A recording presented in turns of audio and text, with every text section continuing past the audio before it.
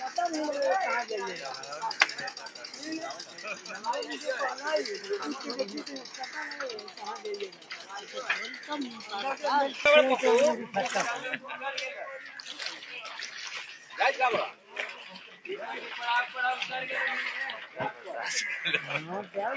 नीचे पानी है इसका लगता है।